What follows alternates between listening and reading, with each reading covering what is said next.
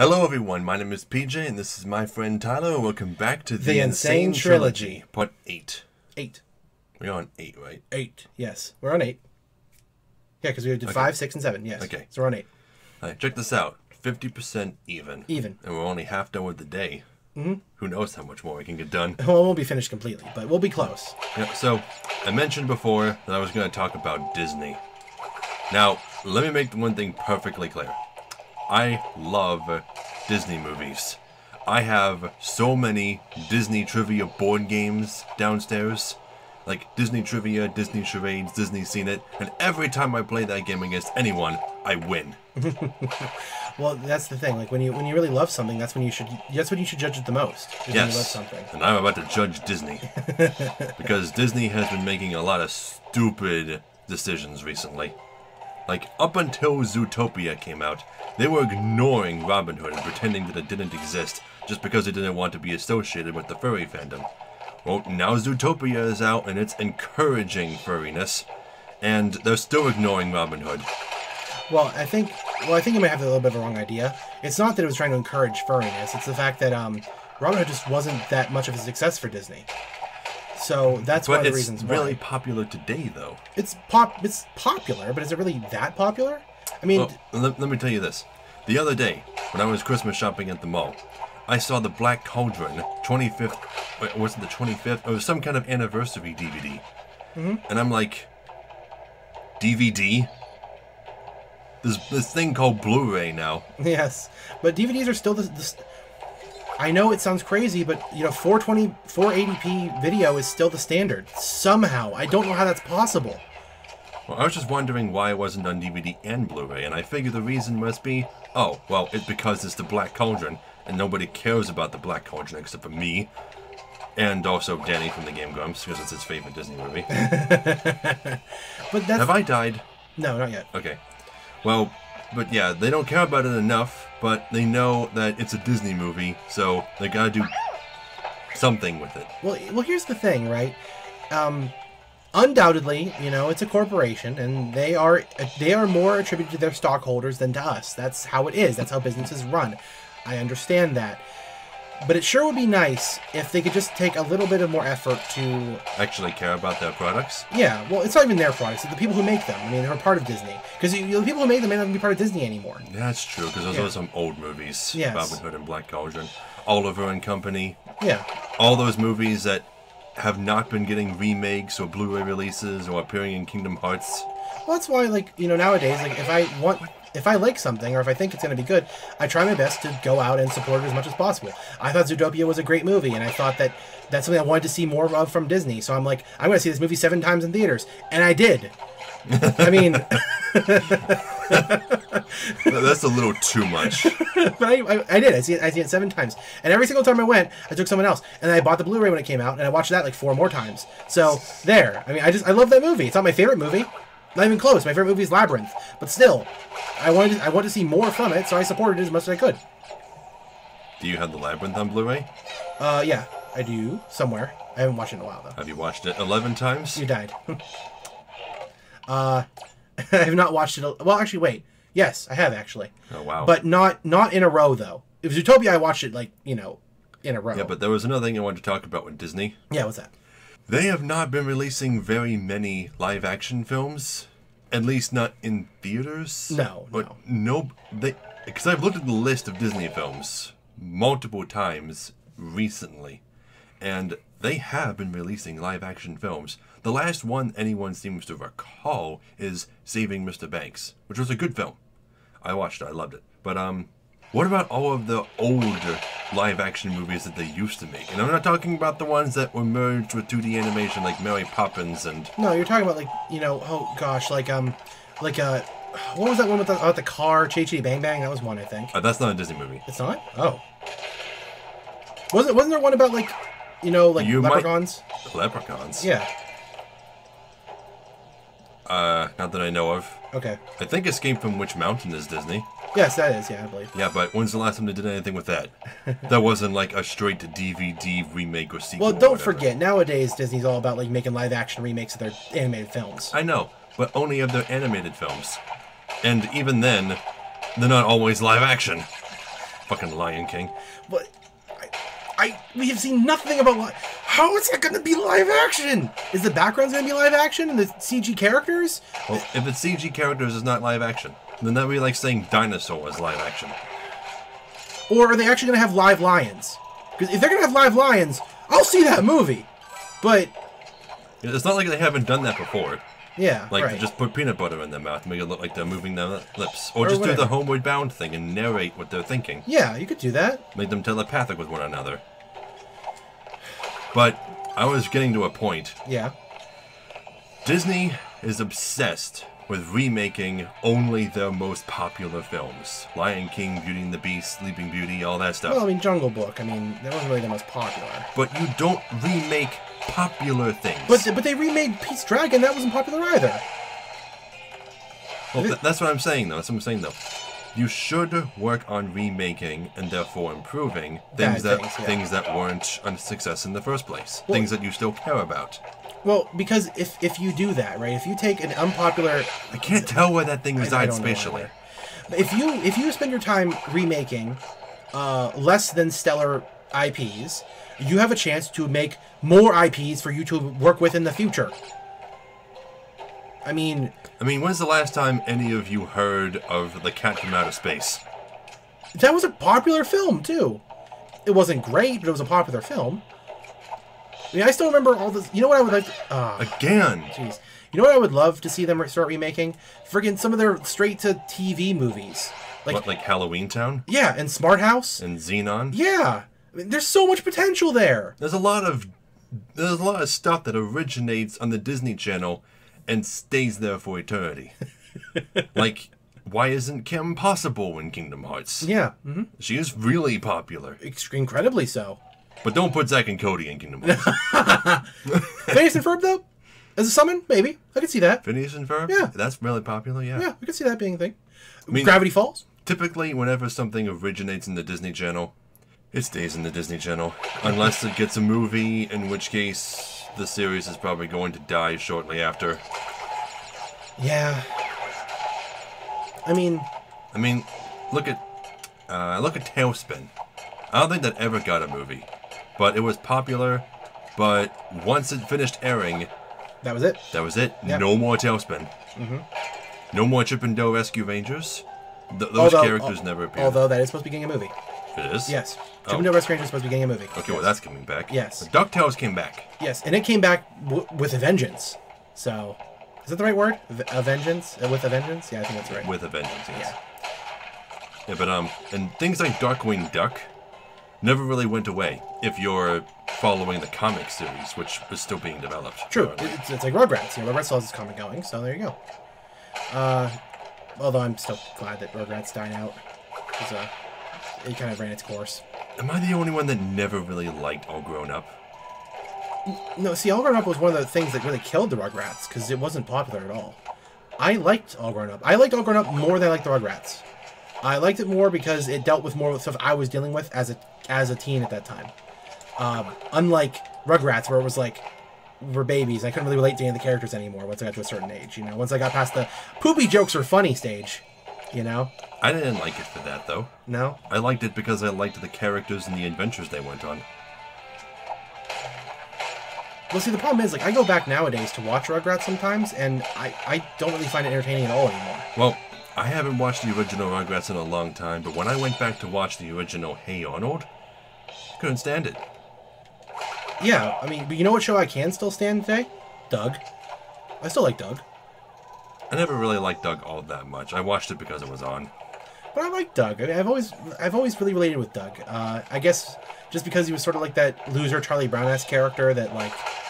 Never really liked Charlie Brown all that much either. My favorite character from that cartoon was always, Marcy. And I think the parts of her personality that I liked are modern. And not something that Schultz intended. I know, I've always liked Charles and his friends. I always liked Linus a lot back in the day. But again, I always related to those kind of characters. The same reason I really like Chucky a lot, you know? Because he was the oddball. He was like the scaredy cat and everything. And he was meant to be the most relatable character. You know? And one thing I didn't really understand, though, with and this is going, I'm jumping around topics, but And All Grown Up with the Rugrats. I never understood why they decided to make Tommy like a wannabe like movie creator. I never quite understood that.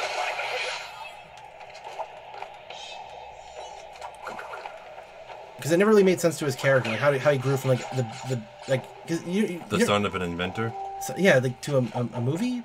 Like I don't know. Well, maybe they just chose something for him to be passionate about that developed sometime during his childhood.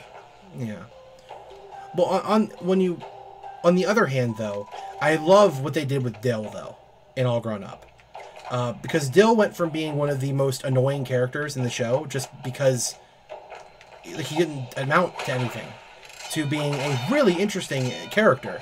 Well, you know he was supposed to be, got the gem, he was supposed to be annoying in his baby form. That's what the whole movie that introduced him was about. Well, the movie was mostly just about Tommy kind of discovering what it was like to have siblings, and you know, I get that. And he almost killed him or whatever, but whatever.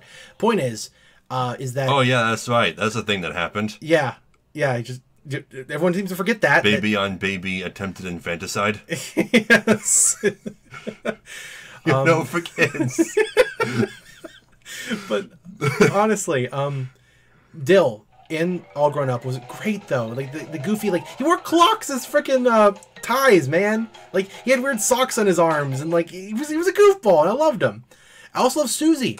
Susie was a great character in both Rugrats and All Grown Up, but she was never around.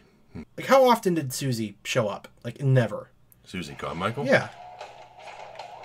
I think she showed up enough, considering she was just a neighbor. See that? But is the reason why Susie never showed up because, like her parents just, actually, paid attention to what she did? No, I think the reason Susie never showed up was because she was actually intelligent and competent. And that just doesn't make for a good enough story.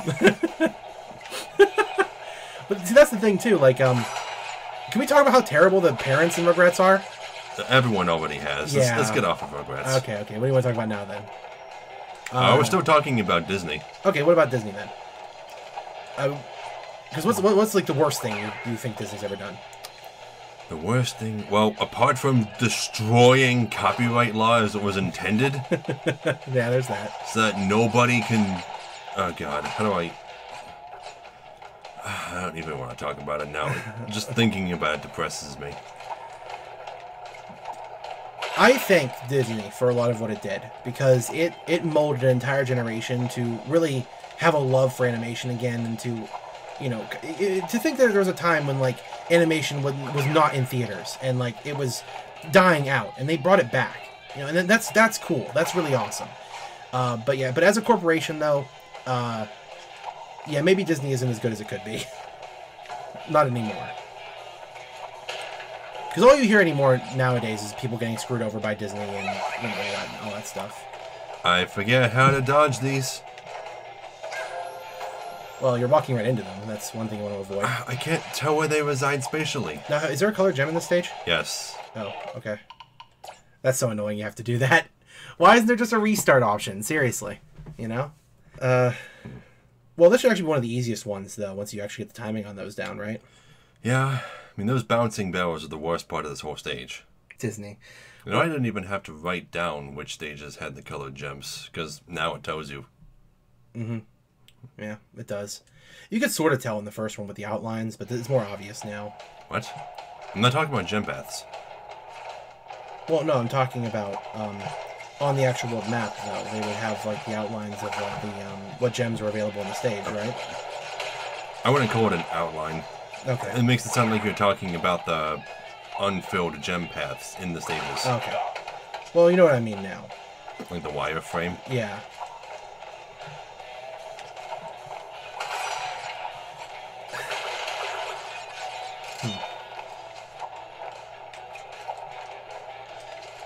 But I really think for the most part, this isn't really on Disney or anything, but I think people kind of have to stop wanting all video game franchises to be turned into like movies or TV series, because very rarely do you get a good video game movie. Like, Advent Children's a good one. Personally, I didn't think the Super Mario Brothers movie was all that bad. I thought it was a very creative take on a world that wasn't very fleshed out at the time. Yeah, I thought it was fine. I didn't think it did anything bad. But honestly, what I mean by asking that question, but about not wanting to do that, is that games are a medium in and of themselves, and transferring that into a good movie is not going to be easy. And I mean, if you let's take for example what we're playing right now. We're playing Crash Bandicoot. What in the world could possibly happen in a Crash Bandicoot movie? Like, they go on a quest to find Crash's lost parents. Yeah, or something, Or another one of those dumb tropes. Yeah, but is it going to be a comedy? Is it going to be like an action film? Like, what are you going to do? It's going to be a kids' action film, which guarantees comedy. But that's what I mean, though, because like, there just isn't enough to make a good movie out of that. There's not enough character. You can make Final Fantasy into a movie. That's not hard to do. It's practically a movie already. You can make Elder Scrolls into a movie because it's practically one already. But I don't know about that one. Well, you have more of a chance with that. You have more to work with that than you do with Mario Brothers or, God forbid, any other platforming mascot from any age,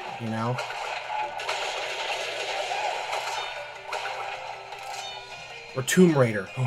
Lara Croft. I haven't seen the Tomb Raider movie. I mean, I watched it. I didn't think it was bad, but I'm just saying that, like, that was really strange. I didn't think that it still wasn't a good movie, though. Aw. Really? The end was right there. Yeah. Yeah, okay. Oh, wow. I can't figure out how to dodge those barrels. Maybe I can just jump around them. Yeah, that's what you're going to have to start doing, I would guess. But I can't do that on the upwards ramps. Not really, no. But you could just jump to the side and then jump back onto the stage again. You could do that. I could do that, yeah. Yeah. Because you have so much more aerial control now. Oh, I know we already talked about this before. No, we already mentioned it. I won't even mention it. About the whole Castlevania series, how that's actually pretty good. Yeah. When I first heard about the Castlevania series, I didn't know it was an anime. I thought it was live action. Oh.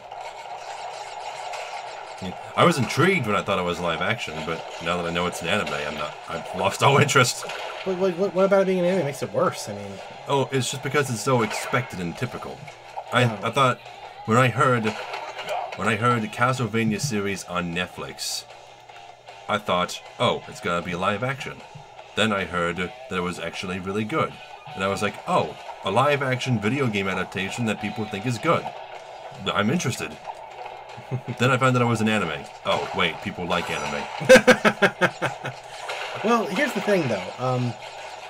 Like, it's weird enough to think there's anime on Netflix to begin with. I mean, because there is. Like, there's so many different series on there right now. Well, Netflix original anime? Yeah. Like Neo Yokio was Netflix original. I don't know what that is. The Jaden Smith's cartoon. Oh, that one. The guy with the pink hair? Yeah, the guy with the pink hair, yeah. And that's considered anime for some reason. It's more like Avatar than anime, but... we're getting that fight, right? We're getting that fight. Is Avatar anime? Let's not jump too far off the topic. All right. Netflix has done a lot of good, though, for different mediums, because like almost anyone can get their feet wet in Netflix nowadays. You can have your own series. Bionicle had a freaking series on Netflix recently. Bionicle. Was it terrible? Yes, but it still could have... Oh. No. Okay, I'm not used to doing that.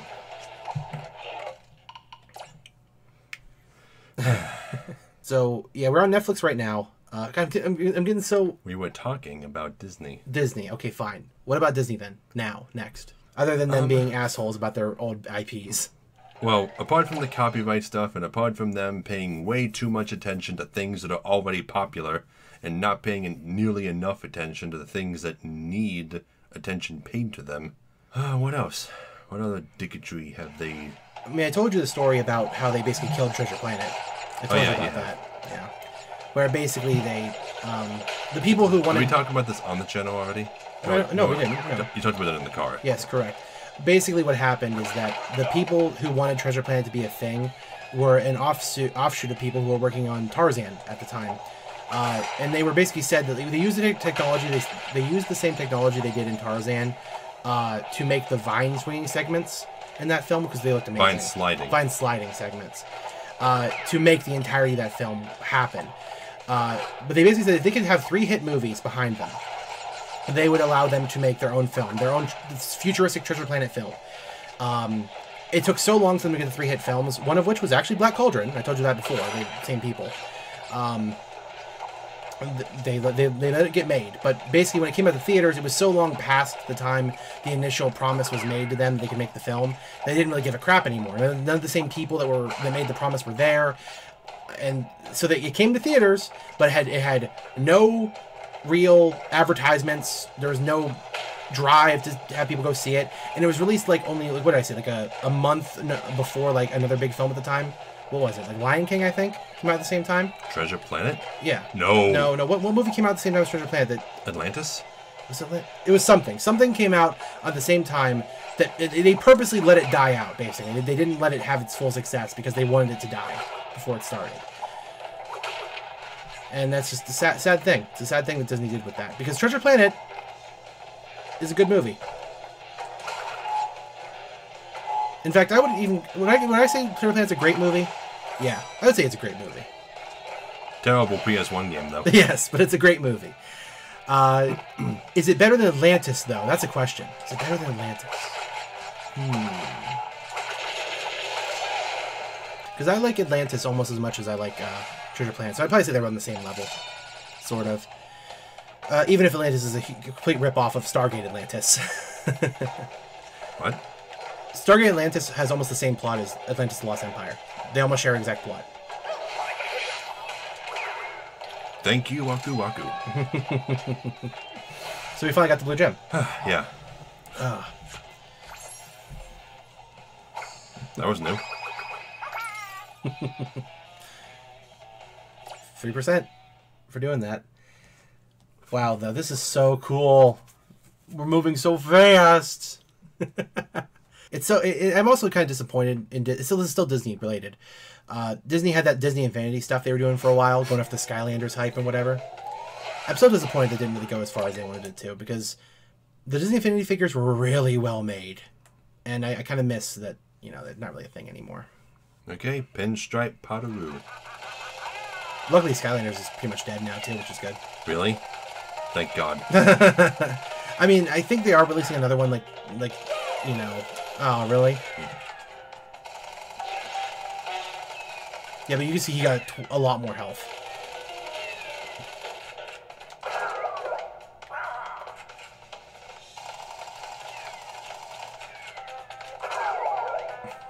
This boss is so stupid, though.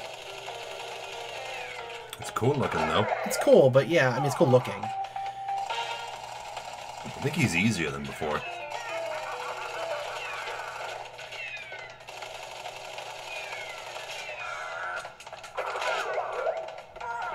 But it's just like, it's so boring, though. I mean, I don't know how they could have improved the fight, to be honest. I mean, maybe make it so you have to actively, like, dodge the bullets instead of just standing behind chairs, I guess.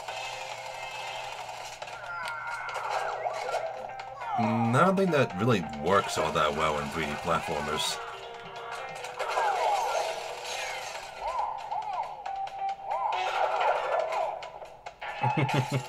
It's so easy.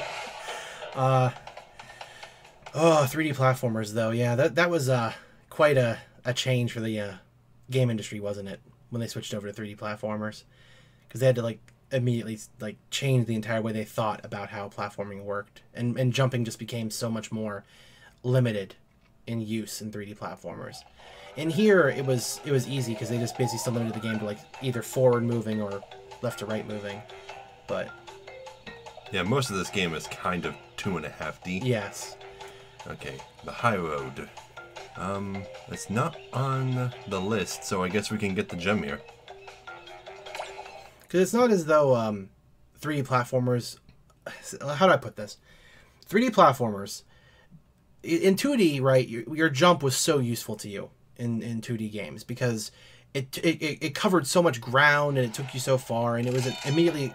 you're really knowledgeable about what it was useful for. But in 3D, like, how do you make an enemy that was at once challenging back then, challenging now? Like the Goomba. How is the Goomba hard in 3D? It never was hard. I mean, all it does is walk in a straight line. Yeah, but no, it was hard back in the day, though, because it took up so much more of the screen space. It was so much more of a threat to you, because in order to get past the Goomba, you had to jump. It was innately built into the way the game played. But in a 3D game, you no longer have to jump to avoid Goombas. You can just walk around them. See, that's why 3D makes game developing platformers so much harder, because a lot of stuff that's just intuitive in 2D is no longer intuitive in 3D. Like, maybe, let's choose another enemy, for example, that is effective in 2D but would be ineffective in 3D. The Bullet Bill. Do you think it's possible for me to jump on top of that? Maybe. Nope.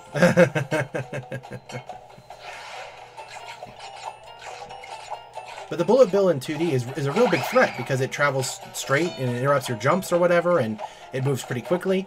But in 3D, they had to give it a homing property, because otherwise, how would it be hard? It wouldn't be. It would just be there. That's one of the reasons why a lot of these more common platformers have separate segments that are separated just for platforming challenges in 2D or pseudo 3D. Crash had a cold animation too, didn't he? I believe so. I gave Coco one. No. This makes me want to hug her. Who am I kidding? I want to hug her all the time. I don't know if you can think of any examples of that, though, where a 2D kind of thing just becomes completely mute in 3D. Moot in 3D.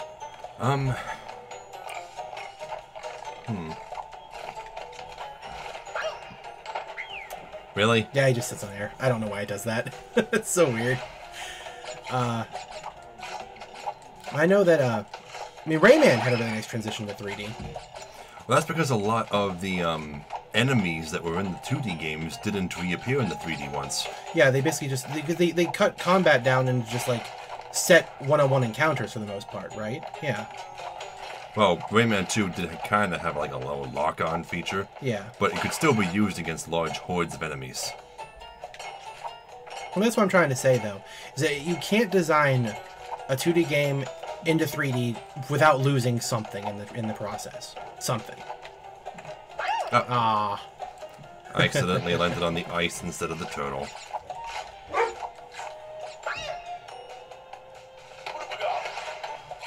That's also one of the reasons why I think a lot of platformers nowadays give you something to make platforming easier.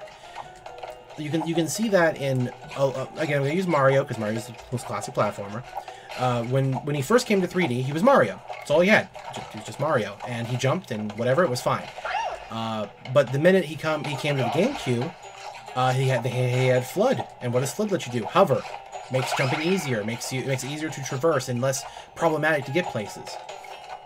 And then Galaxy comes around, and it's like, what did Galaxy do? Galaxy gave you a spin move that gives you effectively a double jump. You know, that extends your jump a little bit. And then even the most recent game, even with Odyssey, he has the cap jump that also lets you extend your jumps, get higher places. So.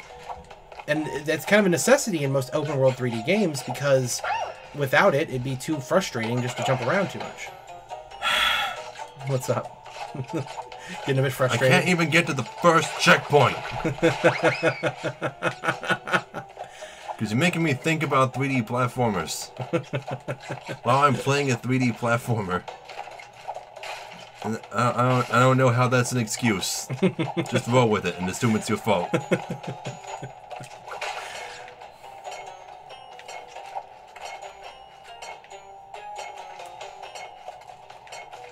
I'm just trying to give you some more understanding about like what you're playing, and like what you may not have originally noticed.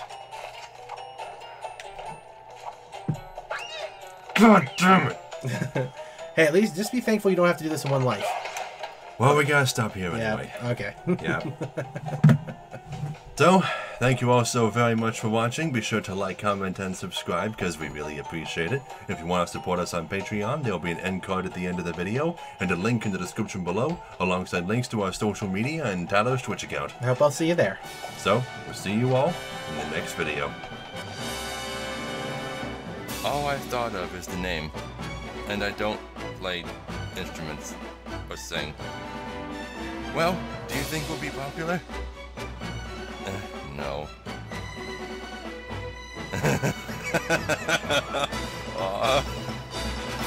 Oh, poor onion, son.